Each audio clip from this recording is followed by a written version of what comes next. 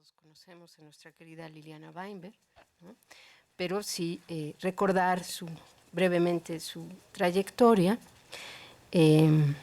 La doctora Liliana Weinberg es investigadora titular del Centro de Investigaciones sobre América Latina y el Caribe de la Universidad Nacional Autónoma de México y docente en la Facultad de Filosofía y Letras de la misma universidad. Su línea principal de investigación gira en torno al ensayo y la historia intelectual en América Latina. Es investigadora nacional del más alto nivel dentro del Sistema Nacional de Investigadoras, miembro de la Academia Mexicana de Ciencias, de la Cátedra Alfonso Reyes, y es autora de 7 libros, coordinadora de 5 obras colectivas, y ha escrito más de 120 capítulos y artículos en revistas especializadas. Obtuvo 2 premios internacionales de ensayo y 2 premios universitarios en el área de investigación en humanidades. A continuación voy a leer estos títulos. Es autora de los libros El ensayo entre el paraíso y el infierno, que ganó el premio Cardosa y Aragón, Literatura latinoamericana, Descolonizar la imaginación, Situación del ensayo, Umbrales del ensayo, Pensar el ensayo, que fue premio Siglo XXI, El ensayo en busca del sentido, Biblioteca Americana, 6 ensayos en busca de Pedro Enrique Sureña, además coordinadora de Estrategias del Pensar, Ignacio Ramírez y Mariátegui y América Latina. Bueno, yo quisiera también agradecerle a Liliana toda esta generosidad, ¿no?, como coordinadora del seminario Ensayo en Diálogo y de la oportunidad de haber vivido todos estos años en una amistad intelectual. Muchísimas gracias. Bueno, muchísimas gracias. El título de mi trabajo es El ensayo, un género sin residencia fija. Hace unos días, el sábado 12 de septiembre de 2015, el suplemento Babelia del periódico español El País publicó un artículo, o será un ensayo, o será una reseña, o un testimonio, o una crónica. Lo cierto es que es un artículo del periodista colombiano Winston Manrique Sabogal. Su título es El fantasma del éxodo, cruel materia literaria. Y en su impresionante enumeración de casos de expulsiones, viajes y exilios, desde el ejemplo bíblico de Adán y Eva o el ejemplo clásico de la Odisea, metidos en las raíces mismas de la literatura occidental, hasta los movimientos de trabajadores y desocupados, perseguidos políticos y religiosos, o, como lo vemos hoy, por el dolor de la huida de poblaciones enteras, nos lleva a conjeturar que tal vez la cifra de la vida humana siga siendo, a pesar de los muchos y memorables esfuerzos por revertir la precariedad de nuestra existencia, el movimiento, la inseguridad y el cambio, mientras que la residencia fija, el trabajo seguro, la integridad personal y familiar resulten solo una rara excepción de utopía, exacerbada en nuestros días por un modelo económico y social cada vez más excluyente e injusto. Una isla de utopía en un mar de contrariedades. Excepción a una regla mucho más amplia de movimientos y sacudidas de nuestras certezas y demostración de que seguimos estando en desplazamiento permanente. La fijeza y la sensación de tierra firme se nos aparecen hoy como raros momentos y estados excepcionales de respiro, sueños de residencia fija en un mundo en circulación perpetua. Por mi parte, adoptaré estas ideas para pensar el ensayo como un género sin residencia fija, retomando un concepto elaborado por mi querido amigo Otmar Ette para pensar la literatura toda. Otmar ha hablado de la literatura sin residencia fija. Y recuperar, de paso, este diálogo con Gustavo Guerrero, entre el ensayo en tierra firme y el ensayo como un género sin orillas. Ya antes de Otmar, el propio Roland Barthes, su maestro, había escrito: estoy fichado, asignado a un lugar intelectual, a una residencia de casta, sino de clase, contra lo cual una sola doctrina interior, dice Roland Barthes, la de atopía, es decir, la del habitáculo a la deriva. La atopía es superior a la utopía, dice Barthes, puesto que la utopía es reactiva, táctica, literaria, proviene del sentido y lo pone a andar. El caso del ensayo,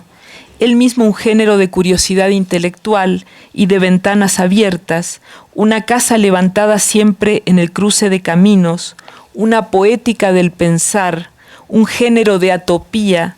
que desde Montaigne y Rousseau asocia el pensar con el caminar, la reflexión con el viaje y la exploración del mundo, el discurso con el decurso,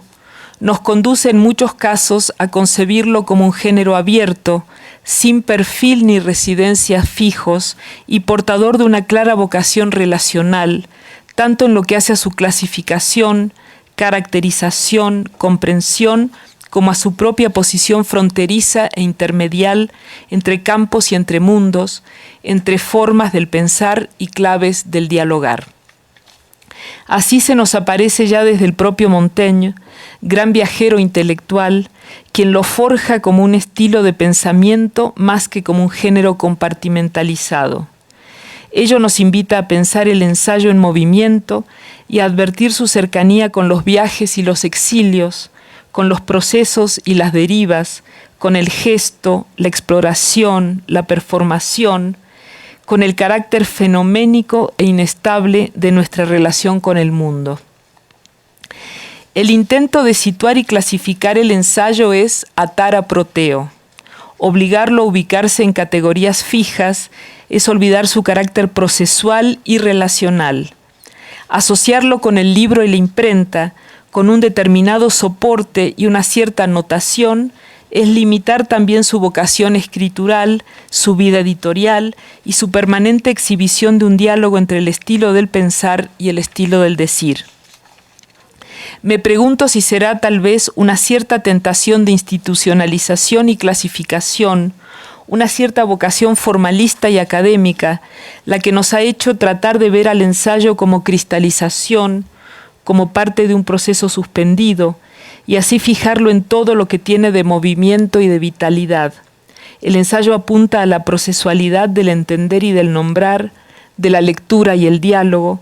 impureza, combinatoria, mudanza y apertura, o como dice Alfredo Fierro, el ensayo tiende al mestizaje más que cualquier otro tipo de discurso sobre la realidad y actúa como esponja capaz de absorberlo todo, de apropiarse e impregnarse de cuanto encuentra a mano. En 1908, Georg Simmel se refirió en uno de los ensayos contenidos en su obra Sociologie al extraño extranjero y dijo: si vagar, que se considera un estado de desarraigo respecto de cualquier punto en el espacio, es el opuesto conjetural del arraigo a cualquier lugar, entonces la forma sociológica del extranjero presenta en cierta forma la síntesis de ambas propiedades. Este es otro índice de que las relaciones espaciales no solo determinan las condiciones de las relaciones humanas, sino que también simbolizan estas relaciones. Por lo tanto, aquí no se considerará al extranjero en el sentido común de la palabra, prosigue Simmel, es decir, como el vagabundo que llega hoy y que desaparece mañana, sino más bien como la persona que llega hoy y permanece mañana. El vagabundo en potencia, que aunque no ha seguido su camino todavía, no se despoja de la liberación de ir y venir. Está fijo dentro de un círculo espacial concreto o en un ámbito cuyas fronteras son análogas a fronteras espaciales, pero su posición dentro de éste se ve afectada sobre todo por el hecho de que en principio no pertenece a él y que trae consigo características que no son ni pueden ser oriundas de este espacio. Hasta aquí Simmel. Su carácter proteico, prometeico y viajero, como proteicos, prometeicos y viajeros, son los rasgos de los exiliados, los perseguidos, los intelectuales críticos, los autoexiliados o los observadores que toman distancia, o los seres en movimiento, los expulsados, los que van en busca de trabajo, huyen de las persecuciones fanáticas o simplemente escapan de la muerte, lo hace muchas veces inasible, inquieto, género propio del movimiento, el viaje, la migración, la exploración, la toma de distancia, la adopción de la perspectiva de un yo que se extraña de su propia postura, en una operación intelectual cercana al acto de entender y participar, género para el cual la errancia y el nomadismo son la regla, al tiempo que la fijeza y el sedentarismo son la excepción. El ensayo abre un claro en la densa selva de lo real para pararse a pensar. Si el ensayo es un género sin residencia fija, es también, como dice Bolívar Echeverría respecto de la obra de Federico Álvarez, un pensar a la intemperie, un alto en el camino para, entre los que no tienen casa, prender el fuego hospitalario e iluminador del pensar, el fuego nuestro en que se hacen energía productiva y alimento la razón, la crítica y la imaginación, la presentación de mí para ti y el reconocimiento de la mismidad a través del otro, para así examinar la praxis del pensar en un problema social humano, en un pensar que no se embeleza ante lo concreto o ante lo que simplemente hay, esto es lo que hay, sino que se sigue de frente, haciendo cada vez de lo humano su nuevo objeto de reflexión. En el ensayo, un tipo de textos anclado al movimiento y a la relacionalidad, en el despliegue temporal y espacial del discurso y en el recorrido de los temas como una forma de examen imperiosamente vital del mundo y el momento que nos tocó vivir, entran en contrapunto el estudio de sí y de los otros, la pulsión de biblioteca,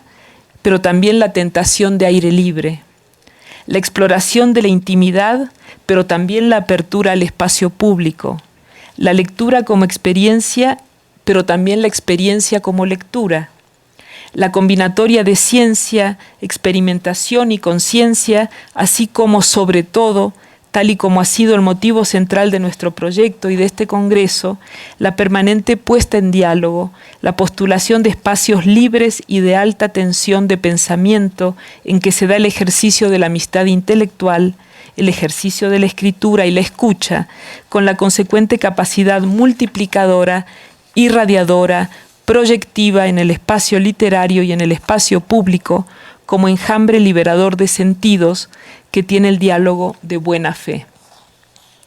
Si en este encuentro hemos querido propiciar el diálogo y la escucha entre pares, hemos querido también atender a las notas particulares que ha alcanzado el ensayo en nuestra región, y entre ellas realzar el lugar que tienen la historia intelectual, la historia cultural, las dimensiones de sociabilidad y materialidad en que se inscribe toda forma escrita, para alcanzar una mayor comprensión del ensayo mismo, siempre puesto en relación con el mundo en general. El ensayo, ha dicho de manera notable Adorno, no solo representa el mundo, sino el proceso mismo de pensar.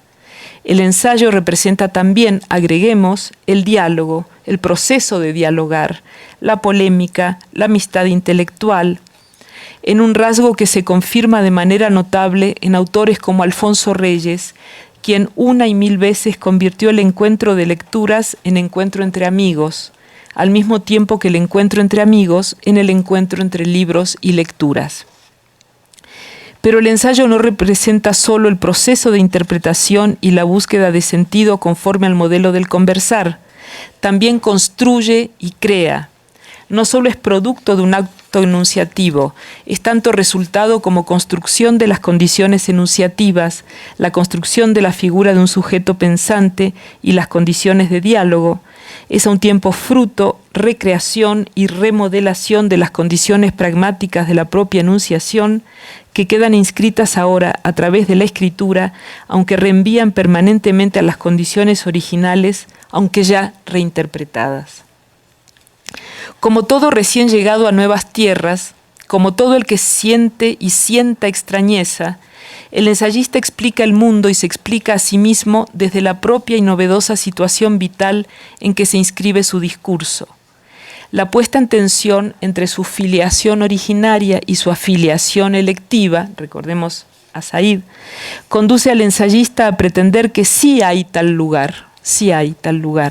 un lugar postulado, construido, conjeturado simbólicamente al mismo tiempo. De allí la cercanía del ensayo con otras formas de exploración de sí y los otros, como el diario o la carta. Como todo recién llegado a nuevas tierras, como todo el que siente y sienta extrañeza, el ensayista busca también superar la desconfianza provinciana ante el viajero para insertarse en el diálogo y generar nuevas condiciones de intercomunicación e intelección. A lo largo de estas jornadas han desfilado distintas propuestas y modos de aproximación al tema, y en particular las que tienen que ver con cuestiones de sociabilidad y materialidad, así como con la historia intelectual, los problemas de representación y el intercambio de ideas. Nuestra mesa de apertura y de cierre, dedicada a 100 años de distancia al autor de Visión de Anáhuac, 1519 y 1919, y al desde entonces inolvidable epígrafe viajero has llegado a la región más transparente, confirma una vez más que Reyes fue uno de los hombres de letras que con mayor percepción intentó conciliar el diálogo, el viaje y el ensayo, tematizando e integrando los primeros al último, sí, pero también convirtiendo al último, es decir, al ensayo, en piedra de toque de todo diálogo y de todo viaje, en una imaginaria cinta de Moebius que los habrá de vincular en un eterno presente y en ese lugar de lugares que es la creación literaria. Desde Alfonso Reyes hasta Ricardo Piglia, los más lúcidos de nuestros escritores se han preguntado por la relación entre la literatura, las nuevas tecnologías y las nuevas artes. Ambos han coincidido en reconocer el carácter histórico de la literatura, en que el lenguaje no hay propiedad privada que valga y que la ilusión de todo escritor es apropiarse en uso creativo y complejo del lenguaje de todos. Los nuevos medios técnicos contribuyen a expandir la cultura y a aligerar distintos géneros y tipos literarios de problemas técnicos, a la vez que el género que queda fuera de la técnica sufre a su vez nuevos procesos de estetización, como comentaba Piglia. Ambos han celebrado también la relación íntima entre escribir y leer, nuevo continuo altamente productivo. Si, como recuerda Piglia, para Roland Barthes la literatura empieza cuando el escritor, el crítico y el editor se separan y se especializan, hoy estamos contemplando el fin de esa etapa. La computadora vuelve al creador uno y trino en una mezcla que puede resultar productiva y a la vez atentatoria de la especificidad y la distinción que hasta hace poco alimentaban el campo literario. Otro querido maestro, Federico Álvarez, ha sometido fuertemente a crítica la cristalización, la automatización, la fosilización, la tecnocratización de la crítica. En pocas palabras, la ceguera crítica que puede desembocar en esperpentos que asesinen la lectura y que, lejos de respetar la pausa, el ritmo, la especificidad del encuentro estético y ético, lo reduzcan a una caricatura vacía. Si hay una enfermedad que simboliza una época, como quería Susan Sontag, la nuestra es una rara enfermedad que combina el hambre y el hartazgo, la falta de pan y la saciedad, la desnutrición y la hipercolesterolemia. En alguna ocasión Roland Barthes dijo también: adivino que hay figuras de producción, operadores de texto. Ellos son, entre otros, aquí, dice Barthes, la evaluación, la nominación, la etimología, la paradoja, la enumeración, el torniquete y muchos más. Por nuestra parte, es decir, que hay operadores textuales en el propio ensayo. Por nuestra parte, hemos querido plantear que el diálogo, en un arco mucho más amplio que va de la confidencia autobiográfica a la conversación entre amigos o a la polémica en la plaza pública, es otra de estas posibles figuras de producción u operadores de texto. Y este operador textual, el del diálogo, no hace sino traducir una práctica social en un ida y vuelta que lo acerca en muchos sentidos al género epistolar. Se han planteado también en este encuentro cuestiones clave de la historia de las ideas y la historia intelectual para entender la dinámica del género en la región. El propio concepto de historia sigue mostrándose como nudo problemático central que atraviesa el ensayo y otras formas de la prosa de ideas que, atraídas por el creciente proceso de formalización y especialización del discurso académico, filosófico y de las ciencias sociales, comienzan a revisar los respectivos campos y esferas, las leyes del género y las reglas de producción del conocimiento. Y a este respecto, el nuevo gran protagonista en estas tensiones y reacomodos, encuentros e incomprensiones, será el problema del lenguaje mismo. Tal vez el lenguaje es el gran protagonista del ensayo. Además de la libertad del ensayo, esa libertad que muchos ven como el problema de la asistematicidad del ensayo, lo que hace del ensayo un género indisciplinado, es que pone en relación series heterogéneas y que en su apropiación de ideas no lidia directamente con conceptos o nociones abstractas, que son puramente ideales, sino con objetos intelectuales que, una vez más con Barthes, son creados por una suerte de presión sobre el significante. Es decir, no son conceptos que están girando sobre nosotros, sino son conceptos reapropiados por la experiencia, por el cuerpo, por el significante, y se trata ahora de un pensamiento palabra que va a echarse a correr por mi lenguaje a través de mi escritura. Si, como dijo de manera primorosa José Gaos, nada hay como asistir al pensar del pensador y al escribir del escritor, sabemos una vez más que cuando el verbo ensayar se convierte en el sustantivo ensayo, y pienso aquí en lo que se decía ayer sobre Alejandro Korn, la desgracia de que el verbo se convierta en sustantivo, según Korn, se llega al campo de los reacomodos simbólicos en las jerarquías académicas y en las discusiones y pugnas entre formas del conocimiento. Miguel Gómez nos habló de la historia del ensayo en nuestra región y pasó de los primeros ejemplos del ensayo en la pluma de los naturalistas del siglo XVIII a la prosa de la independencia, y de allí a los modernistas y las formas de simbolización propias de la época, a la vez que mostró el fuerte vínculo que se establece entre ensayo y periodismo. Gustavo Guerrero se refirió a los graves desafíos que vive el mundo del libro y la lectura y la producción editorial a partir de los años 90, que incide a su vez en las dificultades de determinar los nuevos límites de un género que se toca con la ficción o con la crónica y se vuelve difícil de clasificar incluso para los propios editores.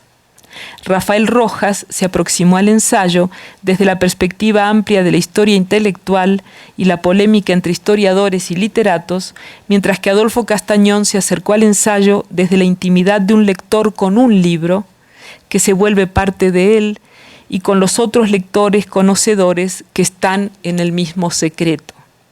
Montaigne, dijo Castañón, no solamente es alguien que sabe, sino alguien que enseña a saber cómo saber. El ensayo se pone en tensión entre la representación moral del mundo, a la que aludía Reyes, y la moral de la representación del mundo, en una época en que muchos caminos parecen ya agotados y se buscan nuevos compromisos familiares y hasta relaciones peligrosas entre formas y modos del discurso. No se trata solo de cambios de soporte y de formas de circulación, sino de nuevos pactos de lectura y escritura en un momento en que algunos consideran postautónomo, así lo trata Miguel Gómez, a partir de Josefina Ludmer, en que la ley del género parece rota y se exacerban las formas de contacto, cruce y mezcla. Aunque en varios momentos de este encuentro apareció la figura bien amada de Pierre Bourdieu, y se replantearon varias de sus nociones tales como campo o habitus, y se planteó que debían ser revisitadas ya desde nuestro propio espacio y tiempo, desde la propia experiencia latinoamericana, y lo que pasa hoy tan posterior al quiebre de los años 90, hay sin embargo una observación de Bourdieu, una modesta proposición de Bourdieu que quiero retomar aquí. Se trata de la exigencia de contextualización. En su artículo Las condiciones sociales de la circulación internacional de las ideas, de 1989, Pierre Bourdieu reflexiona sobre el riesgo que implica que los textos circulen sin su contexto. Esto es, que a la hora de pasar o de ser importados de su campo original de producción a un nuevo campo de recepción, no los acompañen las señas de identidad, las señas del campo de producción en cuyo seno nacieron, y que a esta primera descontextualización se sume un segundo fenómeno, ya que a su vez serán interpretados por quienes los reciban según su propio campo de recepción. Es así como la transferencia de ideas de un campo nacional y de un campo nocional a otro se da a través de una serie de operaciones sociales, una operación de selección, una operación de marcado, una operación de lectura, a través de los cuales se decide qué, quién y dónde se traduce o se publica un texto, y a través de qué casa editorial, colección, trabajo de traductor o prologuista, etc., se hará este pasaje. Este hecho, dice Bourdieu, puede llegar a generar en muchos casos fuertes incomprensiones, cuando no formidables malentendidos, en cuanto el sentido y la función de una obra extranjera están determinados por lo menos tanto por el campo de recepción como por el campo de origen. ¿Qué es lo que se traduce? ¿Qué es lo que se publica? ¿Quién traduce? ¿Quién publica? Operaciones de marcado de productos ya previamente rebajados a través de una casa editorial, una colección, un traductor, un prologuista, quien presenta la obra al tiempo que se la apropia y anexa su propia visión, etc. Operaciones de lectura, en fin, en cuanto los lectores aplican a la obra las categorías de percepción y las problemáticas que son el producto de un campo de producción diferente. En suma, que en esta época de globalización, arrastrar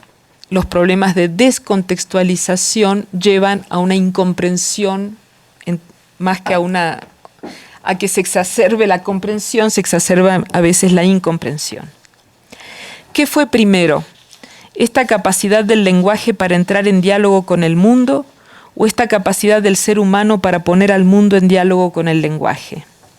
¿Qué fue primero? ¿El acto de ensayar o el ensayo? ¿Qué fue primero? ¿El pensar escribiendo o el escribir pensando?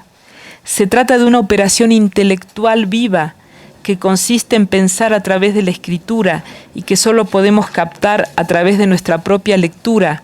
ya que es la lectura la que la vuelve a la vida como texto que es producto de una serie de operaciones de edición y publicación. ¿Qué fue primero? La regla constitutiva y compositiva general del ensayo, el que piensa escribe, o la manifestación concreta de cada ensayo en particular. ¿Qué es primero entonces, el ensayo o el ensayar? Si atendemos al acto de ensayar, sabemos que hoy se hace extensivo a nuevas manifestaciones, como hoy se dijo, el ensayo cinematográfico, ensayo imagen, el ensayo tipográfico, etc. Pero, como nos mostró Marina Garone, el ensayo tipográfico de Vicente Rojo sería la manifestación gráfica a través de la cual se hace visible la propia vida creativa, la decisión del artista. Entonces, lo que vemos es a su vez nueva producción, un nuevo puente hacia lo que vamos a imaginar. Y como nos lo mostró hoy Efrén Giraldo, el acto de ensayar, vuelto una vez más verbo, se asocia también a la búsqueda y exploración de diversas manifestaciones de la creación y la experimentación. Si Montaigne logró por primera vez agregar elementos, combinar series heterogéneas, muchas de ellas provenientes de distintas prácticas culturales, circulación de conocimientos y tradiciones letradas, nada menos que imprenta y nuevo mundo, para crear el mundo nuevo del ensayo, logró constelarlos alrededor de la figura activa y abierta de un sujeto pensante. Él mismo postuló la existencia de una nueva esfera, la esfera de lo público, y de allí que a lo largo de la historia el ensayo se transformara acompañando la expansión de ese espacio de diálogo, interpretación y polémica. Pero a la vez, ese sujeto pensante se nutre de la experiencia viva de un yo. Si Montaigne agregó e imantó la infinidad de posibilidades en torno a la experiencia del yo, que se reconoce reflexivamente a través del acto de su enunciación en el lenguaje, hoy que se repliegan las formas acostumbradas de lo público, el ensayo parece desagregarse en sus distintos componentes. El sujeto pensante desde la propia experiencia, la prosa de dicción y no de ficción, el espacio social del que somos testigos, el mundo interpretado, escrito y enunciado desde la primera persona, el poder expansivo de la reflexión, la imaginación, la crítica, el diálogo interpares, el sostén del trabajo intelectual, para recombinarse de mil modos y abrirse a nuevos géneros, pactos de lectura y combinatorias como un nuevo proteo. En el ensayo, el sentido se postula y pone en circulación a través de esa forma del don, la gratuidad, la libertad, el don en sentido antropológico, la circulación de bienes que es una circulación no monetaria, no venal de los bienes simbólicos. Don, gratuidad, libertad, que asociamos también con la amistad y el diálogo. Hemos visto cómo la buena fe, la sinceridad, la transparencia son cifras de la construcción del ensayo y formas como invocamos a un pacto de inteligibilidad basado en el pensar como una forma viva que se apoya en el secreto de la amistad y la confianza en la lectura. Existe también la otra cara de la moneda. En esta exasperada relación entre literatura y mercado, como la llamó Gustavo Guerrero, el ensayo puede ser vaciado de sentido y sometido a la dictadura del editor venal o a las exigencias comerciales del estante donde se ofrecen novedades. Al mismo tiempo, en esta ríspida relación entre la aventura y el orden, entre la libertad y el miedo, el ensayo puede quedar convertido en la prosa conformista de la fórmula y de la tecnocracia que reduce la inteligencia y que reduce la disidencia. Pero si estamos nosotros hoy aquí, viva la deixis, en diálogo intelectual, es porque consideramos que el ensayo también persistirá en asomarse a nuevas regiones inexploradas del acontecer social, con el acto más suyo, que es el entender, construyendo sentido a través de la escritura, o como dijo hoy Efrén, fundando un residir más humano, un nuevo lugar, lugares alternativos y nociones viajeras que nos acompañen, construyendo sentido a través de la escritura, a través del acto más suyo, más propiamente suyo, que es el entender,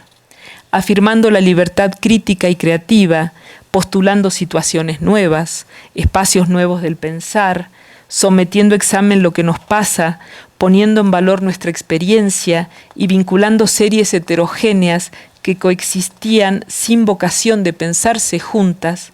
como nuevo Prometeo que a cada instante descubre con asombro que nuestro mundo está siempre destinado a descubrir otro mundo. Muchas gracias.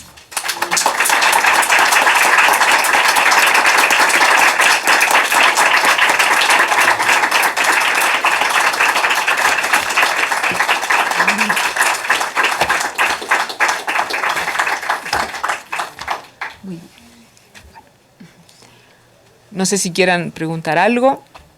Ya la hora, aproveché la hora para que nadie tenga ganas de hacerme preguntas. Una segunda diálogo, ¿no? Que haya un segundo diálogo, sí, sí. Si las fuerzas nos alcanzan, haremos otra reunión como esta y habrá un libro que es producto de este ensayo, de este proyecto y este ensayo, para el cual les pido todos los textos que ustedes han leído, que me los manden tan pronto como sea posible, para mi vocación de ensayista dar lugar a la vocación de editor que aquí compartimos Freya y yo. Y bueno, agradecerles a todos, muy en particular a Federico que esté aquí, y en general a todos los amigos que nos acompañan, dar por clausurada esta reunión, invitarlos a un brindis chiquito aquí afuera y, bueno, agradecerles todo.